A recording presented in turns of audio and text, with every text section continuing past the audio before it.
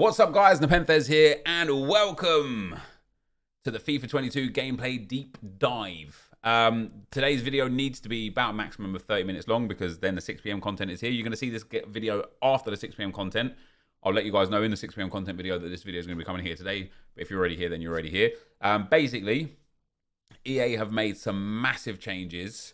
We're going to skirt through a lot of it, but we're going to focus on a few points of it. I haven't read word for word the whole thing so far. I've just focused on a few of the key points that were interesting to me, but we're going to get through this. And basically, EA have made, in my opinion, some unbelievable positive changes that are going to be coming for FIFA 22, and it's got me very excited. And I know, because Twitter has told me so, but I know EA say this every year, and I am completely on board with a few things. First of all, I'm completely on board with the fact that some of this, a lot of this, most of this, probably will just be marketing jargon, keywords that get people thinking that this is like some absolute revelation in the industry, and it won't be, right? And I also know that we'll only know the truth of the matter when we have the game in our hands and we're able to play it, right? That in itself is the most pivotal thing, right? Does what they say here translate what we have here? That's what's pivotal. With that being said, there are some undeniable pieces of brilliance in here that I think, regardless of whether or not we personally enjoy FIFA 22 or not, I think that these make positive changes for the game. So let's read it. Let's start as we mean to go on. Hello, FIFA community. My name is Thomas Kalefi. My name is not Thomas Kalefi. The guy that wrote this is. I'm NepentheZ, obviously. Gameplay producer on FIFA. I don't produce the gameplay on FIFA, by the way. I make FIFA videos and sometimes some other videos and stuff as well. But I'm like, you know what I mean. And today we're diving deep into some of the most significant gameplay improvements and changes we've been working on for FIFA 22. You will see an NG or NG symbol / tag wherever a topic or feature is discussed is exclusive to the new generation of consoles and Stadia. Now, here's what's interesting straight away, right? I have to say this because people on Twitter just do this all the time, right? It's the current gen, because the PlayStation 5 is not the new gen. It is now the current gen, and the PlayStation 4 is the old gen. I know. You're probably thinking, why is it that important? It's not important at all. But for some reason, Twitter make it important. Whenever I say, I can't wait for new gen, when's PS6 out then? I don't you know what I meant, and you know what I meant, and I know what he meant, and people are weird at the end of the day. What's really important about this, though, is that the PC user base seemed to be really disappointed that PC wasn't getting an upgrade. But it doesn't matter because Stadia is, which is on PC. So you can be a PC FIFA 22 player and still reap the benefits of all the new gen content. Just not via the Origin app anymore or via Steam, only through Stadia. But that's still a big dub, right? We're looking forward to taking you through all of the new features, but first let's start by letting you know what goals we take into consideration when developing FIFA 22. What goals? Boom, he scored. Let's go. Designing FIFA 22 gameplay, we start our development process by setting key pillars that we want to see present for FIFA 22's gameplay. Here are some of them. Refreshing as many gameplay areas as possible based on feedback in order to create a more authentic and polished FIFA experience for all players. And when I first read this, my thought process was based on feedback has been used to do things, for example, not release Prime Icon Moments R9 SBC a couple of years ago because based on community feedback, you don't want to pay that much for an SBC. So when I first read this, the term based on feedback didn't mean particularly much to me. My vision of that and my opinion of that changed quite dramatically as the piece goes on. But I just want you guys to know, you're probably thinking, oh yeah, we've heard the community wanted before, and it wasn't what the community wanted. It was what EA wanted, and they were just using that as like a launching pole. But as we move on, fairness, improved situations that could have felt frustrating from gameplay perspective Our aim is to reward players for performing the right action at the right time. For example, this includes situations like being able to defend the bridge or a dribble with clever positioning. And again, this sounds good, sounds brilliant, right? Sounds very good. We've seen the whole, we've improved this or reduced this before, and it hasn't really made a tangible difference. So we're going to have to wait and see when we get the game in our hands as to whether or not it makes an actual difference. But what I am getting from this straight away is they are quite clearly hearing our cries, which is good. Increase gameplay variety in order to enable a greater number of viable playstyles, which sounds great. We are looking to make the on-pitch action more diverse than before, so there is no single best way to play. And I can't tell you how good it would be if this is true, right? Because right now, you're essentially stuck in one of two categories. You're either like an underskilled opponent and you sit super, super deep and spam through balls, or you're an overskilled opponent and you go extremely high pressure and spam skill moves, right?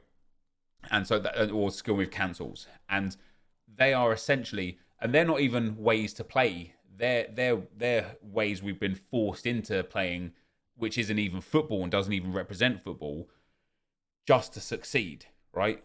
I want to be able to have a different style of tactics. I want to be able to put Romelu Lukaku and Harry Kane up front and be able to whip balls into them and score headers.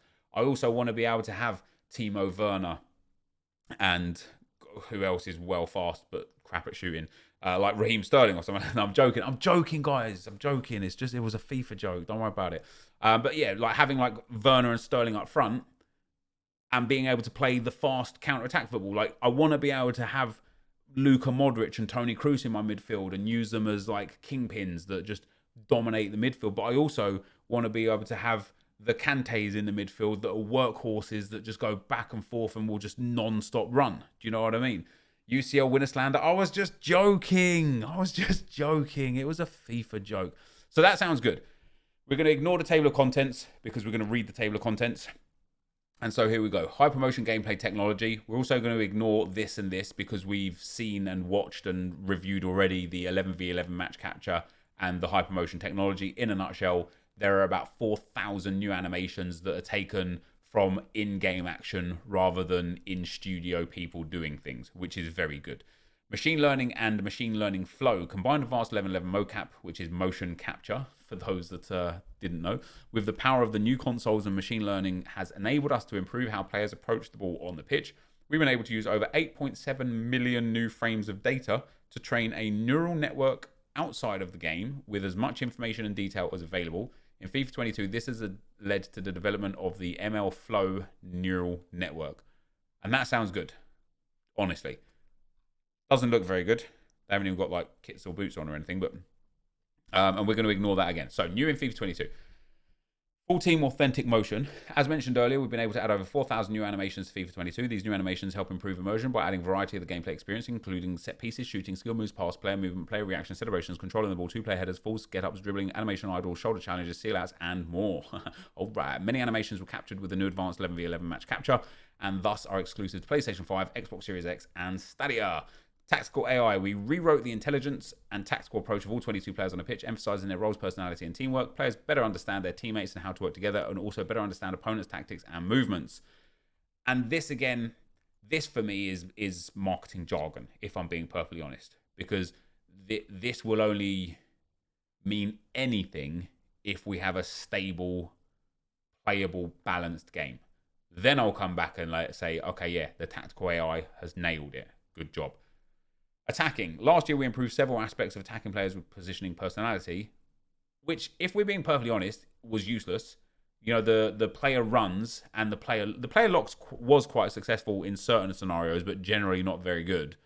The player run thing, where you could like press past and flick the stick to make them run in a different direction, I don't think I saw a single person ever use that on purpose and make it work. It was just bad, right? This year, with the new tactical AI, attacking players can make up to 6 times more decisions per second, better showcasing their nuanced player personality. This allows them to be more aware of their surroundings, perform smarter runs in their build-up play, exploit spaces in the defense, and generally be in the right place at the right time more often, which sounds great.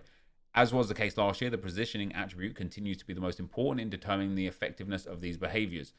And this, for me, again, amplifies one of the biggest problems we had specifically in FUT, and not in... I can't speak for the other modes because A, I don't play them, and B, they don't have massively enhanced players and chem styles and stuff. But it doesn't matter if you have 70, 80, 90, or 99 positioning. If you've got a Adama Traore with 97 pace, bombing down the wing, cutting past all the defenders, and then cutting it back for a tap-in. Just doesn't matter, right? So long as the game, again, is balanced, then position attribute becomes relevant and would be important, because then someone like Romelu Lukaku would find a bit more space, would dip into the right areas, would take the ball under less pressure, allowing more time to make a better choice, a better pass, a better shot, etc. But in the meantime, it's a bit nonsense, right? NG defending. Your defenders can operate more as a unit with the new tactical AI, maintaining the shape and formation when moving across the pitch, cover vacant spaces, mark each defending zone accordingly, and bring more authenticity to their overall defensive shape. And I know football is a game of back and forths, attack and defense and attack. You know, you score, we score, they score, we all score. But, and I'm being nitpicky here, right? I'm literally picking up on something that is irrelevant, but it still has to be said. The tactical AI of defenders, right, makes them cover vacant spaces, mark defending zones accordingly, and be more authentic to the overall defensive shape whilst moving across the pitch. But the attacking AI has them performing smarter runs, exploit spaces, and generally be in the right place. But the defensive AI means that they're better in shape, they move across the pitch and cover vacant spaces. Sounds to me like a stalemate. Right? Am I right or am I right? I don't know. Sounds to me like the defensive AI has been improved and the offensive AI has been improved. And if you've got two things on a 1 and you improve them both equally 1, now you've got two things on a 2 and they're still exactly the same. Doesn't make a difference, right? So I'm interested to see how that kind of, as I say, I know it's a game of attack and defense and attack and so on and so forth, but I'm interested to see what determines. Now, they're saying the positioning attribute for attackers and the defensive awareness attribute for the defenders. I've played with a lot of players, a lot of games in a lot of different game modes in this FIFA, and I can tell you with some confidence, there has never been a single occasion where I thought I desperately need a defender with better defensive awareness. But there has been multiple occasions where I've thought to myself, I need my centre-backs to be faster and have better agility and balance so that they can turn quicker. And that's it. So it will be very interesting for this and for this to see what EA do that actually makes these stats valuable. Because again, it would make someone like Hummels, who in FIFA 21 had... What's his defensive awareness? 90 on his base card, right? 95 with an anchor. It would make someone like him super usable if he in fact was good based on this attribute, right? Would be good, but we just don't know. The narrative continues. Competitive settings and master switch. This is the first brilliant thing that I like a lot, right? As we mentioned at the start of this deep dive, one of the big pillars of FIFA 22 is focused on aiming gameplay fairness. By eliminating potentially frustrating gameplay situations, we continue to have feedback sessions with pro players, members of the community, and hardcore FIFA players about how to increase fairness in certain situations. Some common topics always came up. Players wanted to have more control, have a higher skill ceiling, and experience more consistency in certain actions. As such, we are expanding the FIFA 22 competitive settings. While mandatory in some modes, the competitive settings are available for all players in every mode of FIFA if they wish to play with them. The mandatory competitive settings changed by the competitive master switch are contextual agile dribbling now off. Brilliant. Can't tell you how many times I put in a perfect slide tackle in FIFA 21 only for the player to jump over my leg because contextual dribbling was on. Don't want that. Auto clearances off. Brilliant. Auto flare passes off. Personally don't really care about that one either way, but it does add a little bit more skill. Auto shots off. Again, brilliant. Auto headers, sorry, assisted headers off, brilliant. Headers manual, fine. Jockey manual, be interesting to see what that is, what that means, and how that's interpreted in game. And then through pass assistance is set to semi. Oh yes, oh yes, right? I can't tell you how important that is. Because right now, one of the best ways to score in FIFA is to sit 8 men in the box, get the ball with whoever the hell gets the ball, bang triangle down the field, and you've got a perfect through pass, right? With this set to semi, that's gone. It's just gone, which is brilliant, right? I genuinely think that's one of the most important things we've seen so far on pitch notes. Modes where competitive settings are always active: rivals, champs, online seasons, co-op seasons, and pro clubs. Brilliant. In online friendlies, competitor master switch is on by default. However, it's not mandatory. Bit more competitive stuff there. Right, deeper match analysis. This, guys, you'll love. I loved. You'll love. With the complete revamp of the match facts and player performance screens, you are now equipped with more match data to help you better understand how you and your players, as well as your opponents, are performing. Starting with the match facts screen, new visuals help you compare performance between you and your opponent in the revamped summary screen. You can also get a more detailed breakdown of key aspects, including possession, shooting, passing, and defending. And so we'll go to screen 1 here. And in screen 1, we've now got dribble success rate, shot accuracy, pass accuracy across the board, possession, shots, expected goals, passes, which is so valuable because, you know, there's been games where I've had 90% pass accuracy and my opponents had 90% pass accuracy, but I could swear blind they barely touched the ball. Not that it means too much. They can still have accurate passes even if they don't, you know, have the ball very much. But this just paints a bit of a bigger picture, right? Tackles 1, interceptions, saves, fouls committed, offsides, corners, free kicks, penalties, yellow cards, red cards. Still about this, a lot of similar stuff. But as it delves deeper, it shows you where your possession was.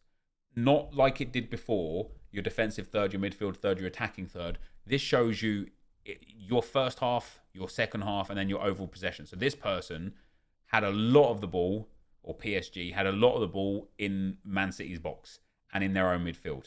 They didn't really utilise the wings very much, apart from all the way over here, which is probably where Neymar was rolling around after getting touched by Kyle Walker.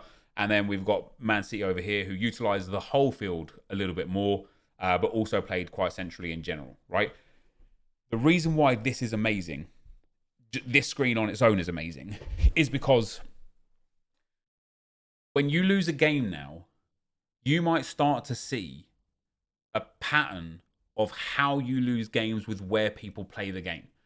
So let's say you lose a game in champs and your opponent mostly plays down the wings. That means nothing. Let's say you lose 5 games in champs over the course of a weekend and 4 of those losses came to people that play mostly down the wings. Now all of a sudden you know a problem area. You're like, okay, from all the losses I had, it's where people played down the wings. So now you just need to have a setup in your tactics that is more defensive wide. And all of a sudden, you can defend better, you can adapt your play style to someone that plays like that, and you can become a better player. This is amazing. Like, in terms of just getting data back to allow you to enhance and improve your own play style and your own game, this is amazing, right? Picture 3 has even more brilliant stuff. So total shots, on target, off target, and blocked. 9 block shots in a game, obviously. Shooting types, I think, is very good as well. Normal, finesse, header, low, volley, chip, and set pieces. Shooting from distance, inside the box, outside the box. Shooting aim, near side, far side.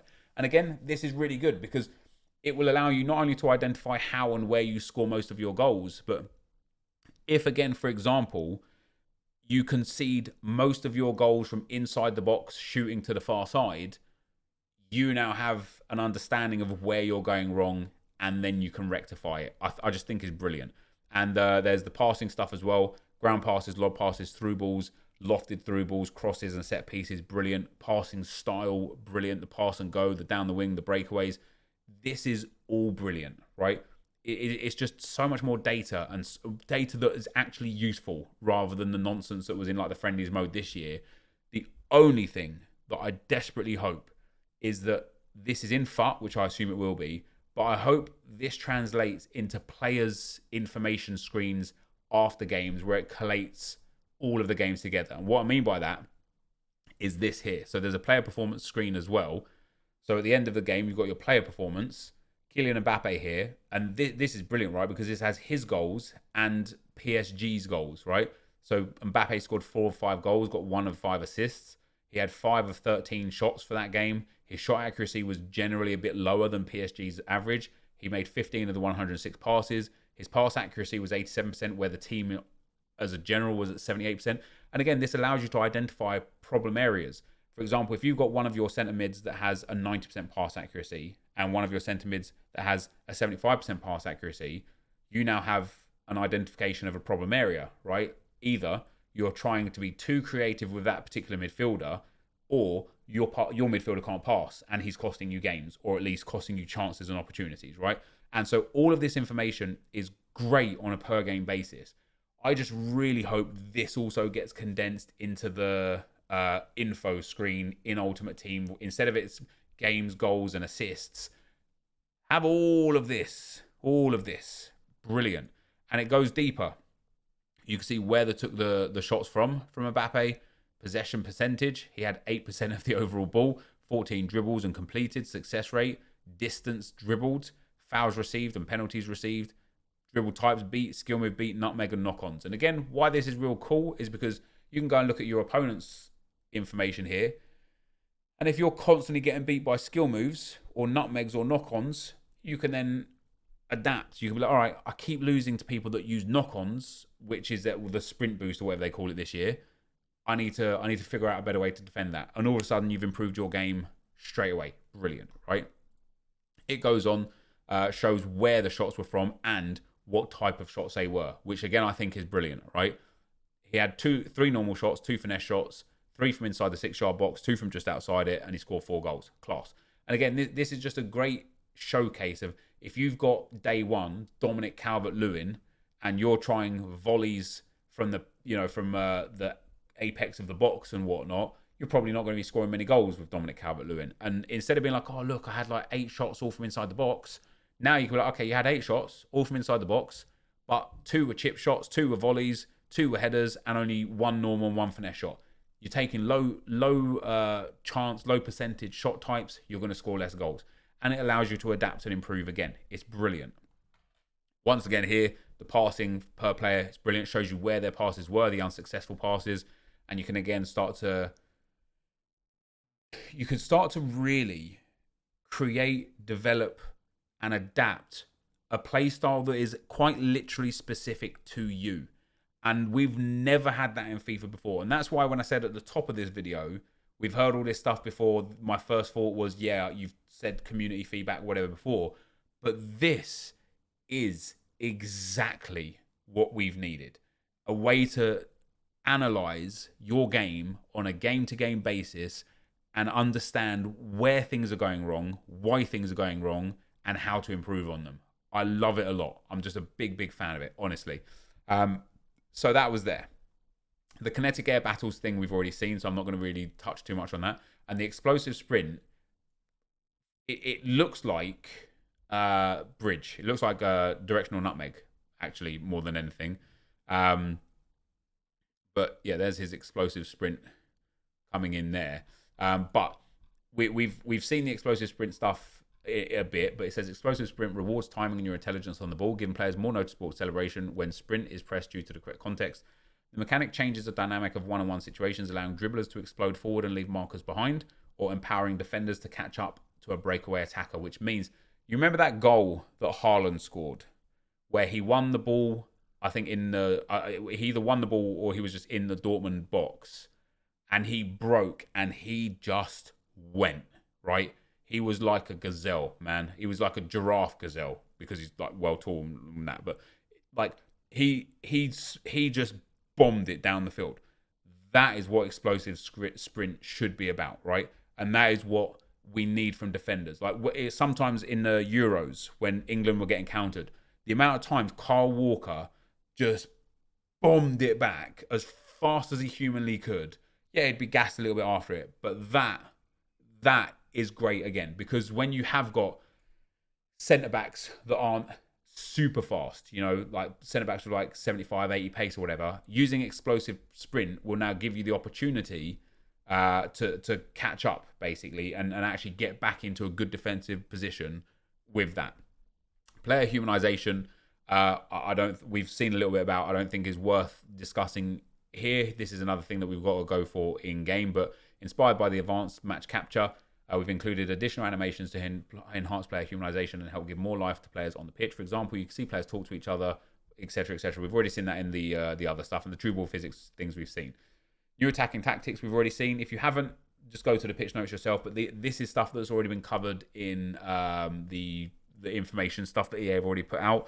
But in general, I do like this because you can now have your offense whilst you're in your own half and your offense whilst you're in the opponent's half, and vice versa, which I think is very good. So build-up play is all about how your team performs when they're in possession of the ball in your own half. For instance, you can choose to slowly build up your attack or try to push up as fast as possible. Build-up is composed of 4 tactics. Balanced, which is used for a balanced team that maintains its formation whilst building up the attack. Slow build-up, players will support more in the attacking build-up play rather than a direct approach with lots of forward runs. Long ball, teammate will make runs for longer balls into space, and fast build-up is where everyone bombs forward, right? You've then got chance creation, which is where the team will attack in the opponent's half and how they create goals, which I think is very, very, very much needed in general. Balanced tactic is used for balanced, obviously. Possession players will provide more closer support to the dribbling in the attacking zone rather than going on forward runs. This tactic strengthens short passing game, patiently wait for a chance to attack, direct passing or forward runs. So pretty self-explanatory. And then the composed ball control. The new composed ball control animations are longer 2-touch animations that make controlling the ball more natural. This enables players to track the ball in specific circumstances with more fluidity and precision, both in responsiveness and visuals, allowing for the better setup of subsequent players. Players can perform these high technical traps to better control air balls, strengthen shielding situations, and get more agile when controlling ground balls. Due to these animations cushioning the ball and resulting in a more precise and accurate control than any other type of ball control animation, specific chain traps are presented within composed ball control and can get increased chances of being performed when the following actions are met. The player is not sprinting. There are no opponents nearby. The left stick has remained still whilst performing composed ball control to allow the animation to complete. Specific attributes dictate how consistently they can be performed. So air and ground composed ball control, at least 70 ball control and 60 agility. Shielding composed ball control, at least 60 ball control and 70 strength, which again makes different midfielders and wingers and attackers more or less useful based on their stats. The consistency scales up with the needed attributes, the cap being an average of 92 before the aforementioned attributes. So obviously that's 130 there, 130 there. Although the average there is 65, isn't it? So it scales up. So I guess up to 92 gives the best outcome, which basically says that anything after that is irrelevant stats.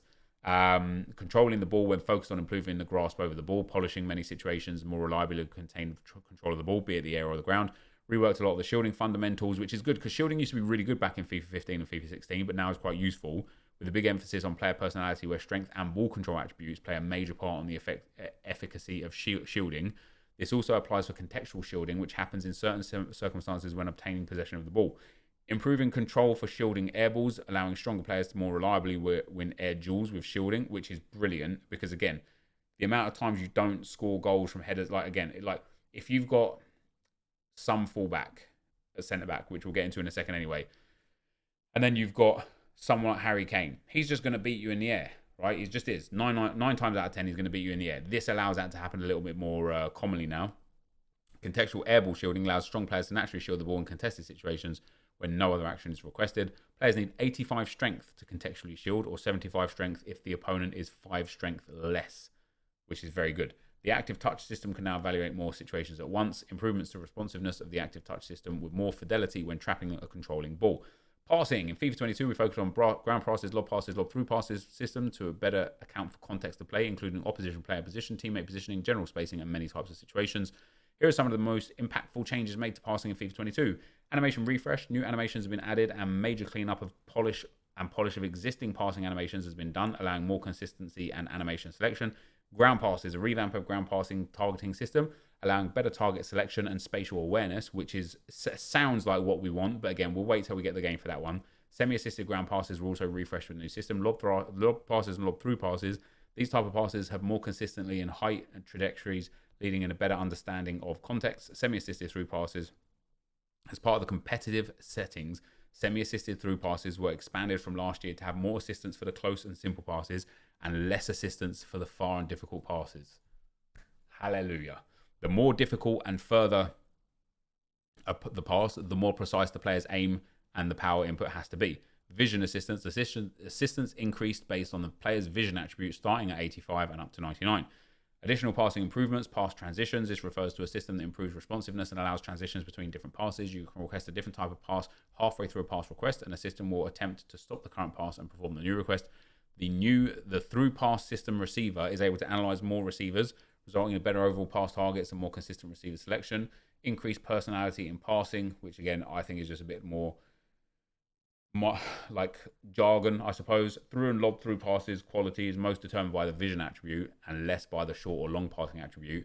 Ground and lob passes are mostly determined by the short and long passing attributes. The crossing attribute can increase the speed of a driven cross or a driven ground cross. The player's current speed when requesting a pass alters the difficulty of that pass. The higher the speed, the more negative the impact. I know it's 6 p.m, guys, right? I'm going to finish this, right? So we're just going to keep going through this.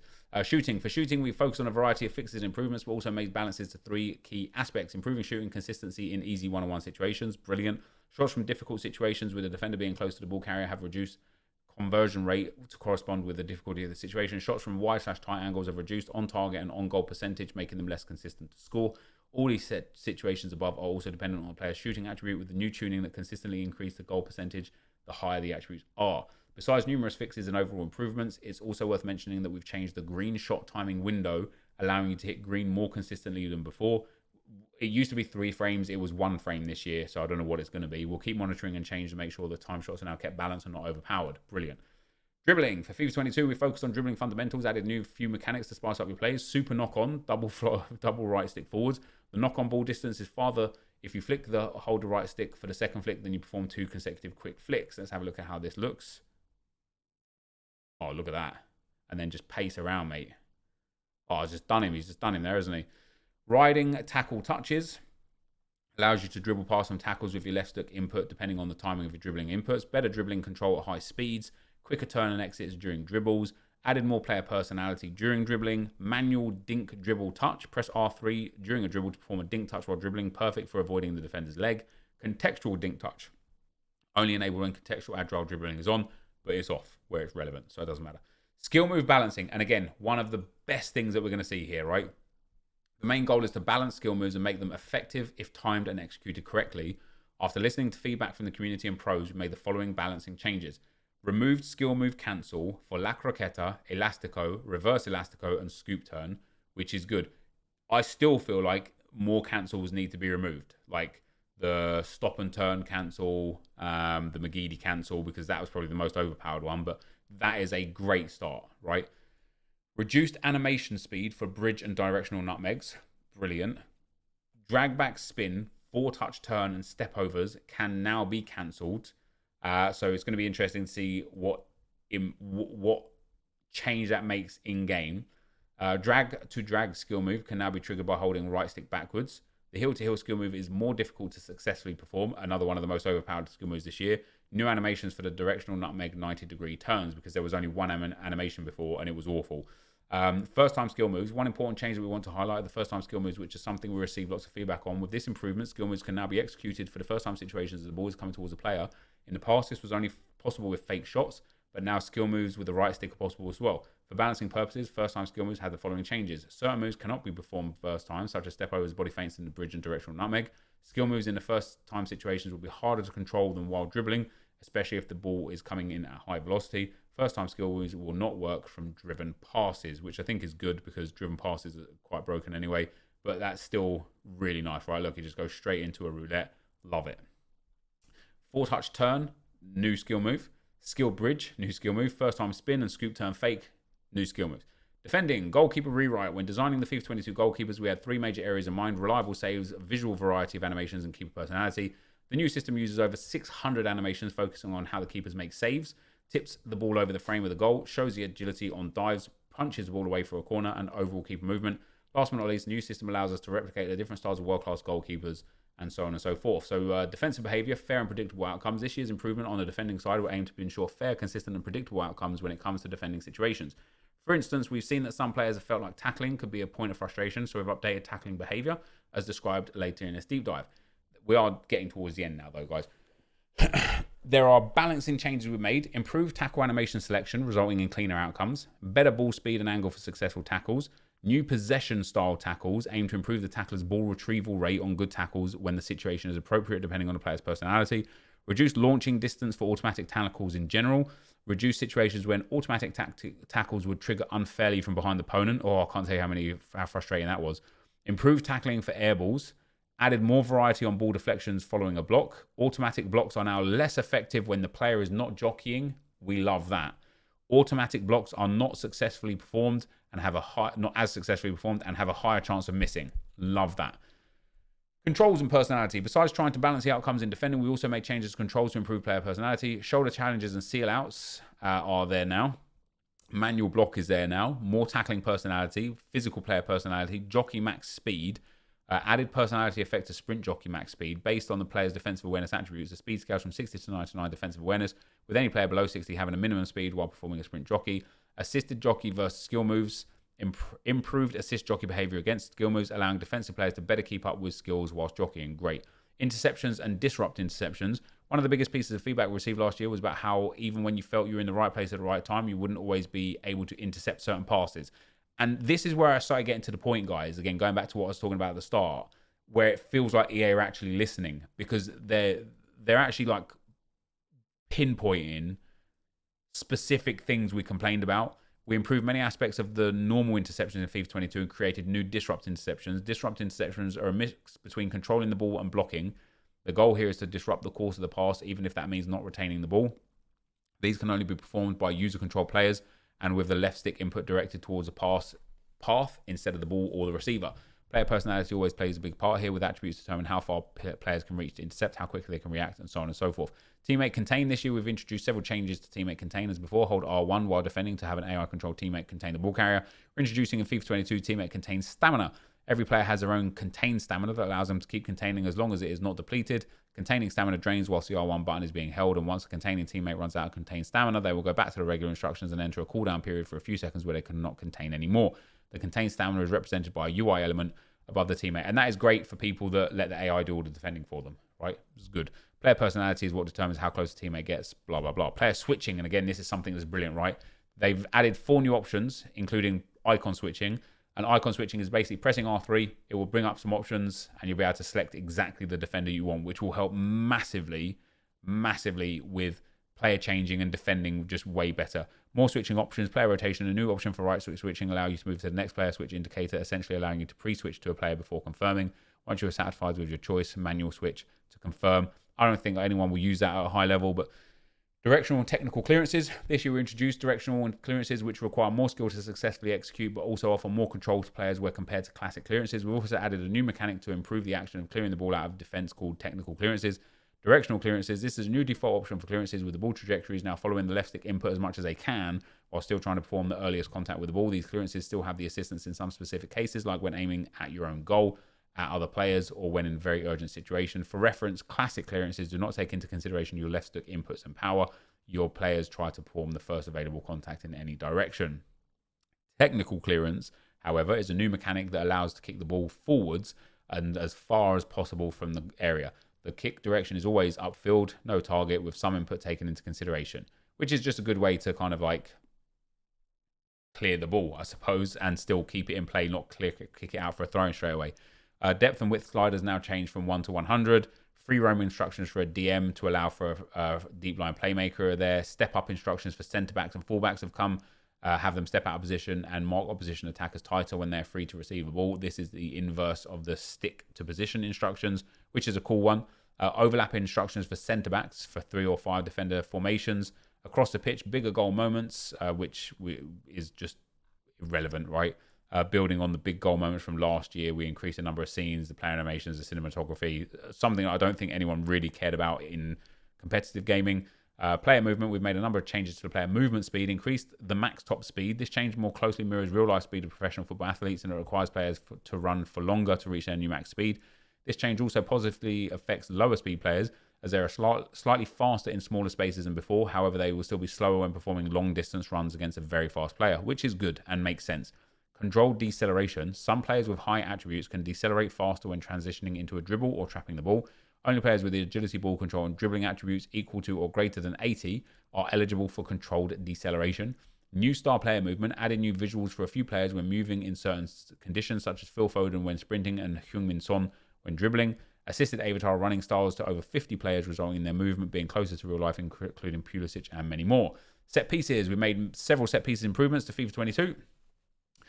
From visual mechanics and behaviors, there are more dynamic actions, such as players being more active during goal kicks, more natural marking during free kicks, and variety in positioning during attacking set pieces, which is all good things, all good news. We also enhanced the attacking player runs during free kicks and improved the amount of support provided by teammates to the kick taker. Visual changes. Free kick wall visuals have been refreshed with the intent of making players feel more lively.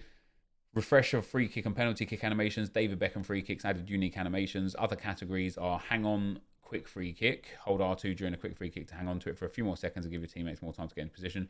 Throw-in improvements, which I can't tell you how needed it was this year. More intelligent throws. Now consider the position of opponents, resulting in more accuracy and possession retention.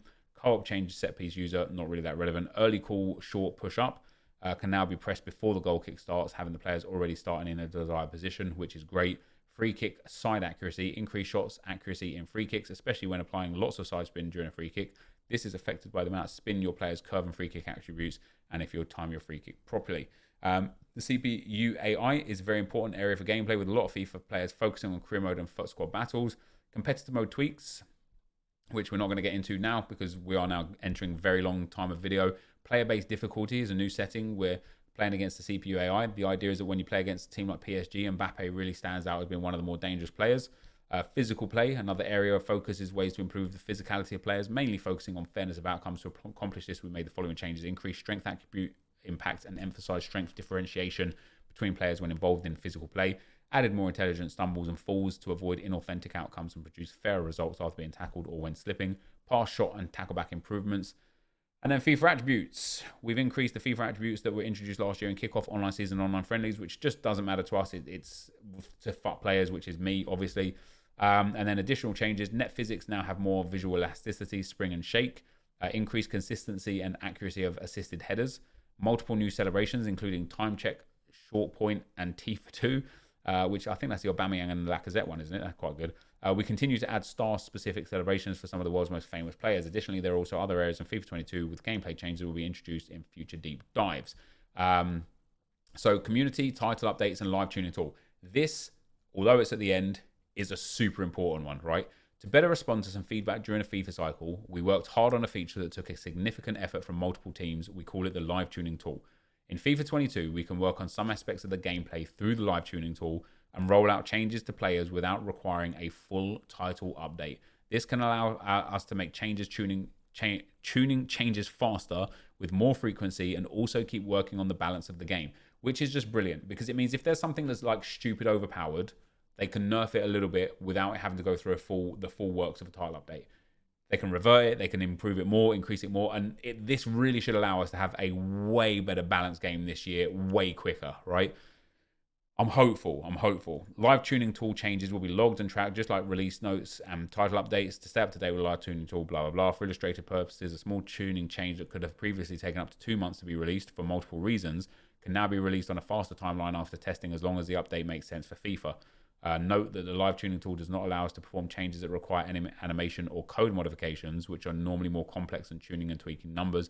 For changes that require either, including non-gameplay changes, a full title upgrade will be required. And that's basically the end of it. In a nutshell, loads of stuff that we've asked for, some stuff that we haven't that still looks all right.